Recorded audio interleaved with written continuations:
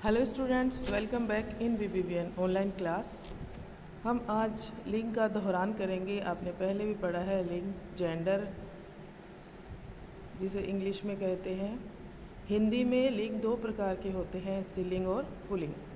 जितने भी संज्ञा शब्द हैं उनको दो भागों में विभाजित किया गया है, स्त्रीलिंग में और पुल्लिंग में। ये हमने पढ़ लिया था।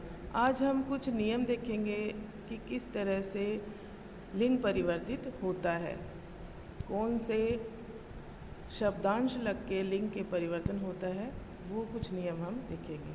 पहले देखिए, आ लगाकर लिंग में हम परिवर्तन कर सकते हैं। जैसे पुल्लिंग है छात्र, तो स्त्रीलिंग बनाने के लिए उसमें आ लगाएंगे छात्रा। ठीक है। इसी तरह आचार्य, तो स्त्रीलिंग बनाने के लिए आचार्या आ लगाएंगे हम इसके अंदर। शिष्य का शिष्या, सुत का सुता, वृद्ध का वृद्धा, महोदय का महोदया, बाल का बाला। बाल यानी जो बच्चा होता है, छोटा बालक, उसके लिए है, और बाला यानी लड़की के लिए। ठीक है। प्रिय प्रिया, अनुज अनुजा। इसी तरह दूसरा है बड़ी ई लगाकर स्त्रीलिंग कैसे बनाते हैं। पुल्लिंग को स्त्रीलिंग बड़ी ई लगाकर कैसे बनाते हैं। जैसे देव का देवी, नाना नानी, लड़का लड़की, मामा मामी, पुत्र का पुत्री, बेटा बेटी। अब आपने देखा कि इनके सभी के अंत में बड़ी ई की मात्रा लगी हुई है। जहाँ पे स्त्रीलिंग बनाया है बड़ी ई की मात्रा लगी है। तो ये कुछ शब्द ऐसे हैं जो ई लगाकर हम लिंग परिवर्तित कर सकते हैं। और बकरा का बकरी, ई के ही चल रहे हैं अभी। बकरा बकरी, चाचा चाची, मुर्गा मुर्गी। इसी तरह से एक शब्द है इया, यह आप इसे उपसर्ग भी कह सकते हैं। कुछ उपसर्ग लगा के स्त्रीलिंग बनाते हैं, कुछ प्रत्यय लगा के, सॉरी ये प्रत्यय है, प्रत्यय लगा के आप पुल्लिंग से स्त्रीलिंग बनाइए इया। शब्दांश भी आप इनको कह सकते हैं। जैसे खाट का खटिया, चूहा का चूहिया, बंदर बंदरिया। और आपने देखा इसमें खाट इया टीया, तो इया लगा है यहाँ पे, छोटी ई और या। ध्यान से देखिए आप शब्दों को, समझ में आ रहा है। हाँ, खाट का खटिया, चूहा चूहिया, बंदर बंदरिया, बूढ़ा बुढ़िया, गुड्डा का स्त्रीलिंग हो जाएगा गुड़िया, बछड़ा का बछिया, दुखी का दुखिया। अब दुखी हम स्त्री और पुरुष दोनों के लिए लेते हैं, लेकिन जब भाषा के शुद्धिकरण की बात आती है तो दुखी का स्त्रीलिंग बनाने के लिए हमें दुखिया ही लिखना होगा। ठीक है।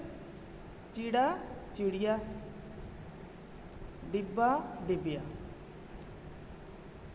इसी तरह नी लगाकर हम स्त्रीलिंग से पुल्लिंग बनाते हैं। जैसे शेर का शेरनी, सिंह सिंहनी, मोर मोरनी, भील भीलनी।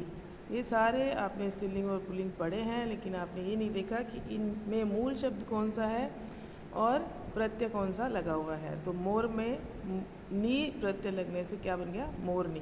तो इस तरह से आपके प्रत्यय भी समझ में आएंगे और आपको ये भी पता चलेगा कि किस तरह से, कौन से नियमों से पुल्लिंग से स्त्रीलिंग बनाए गए हैं।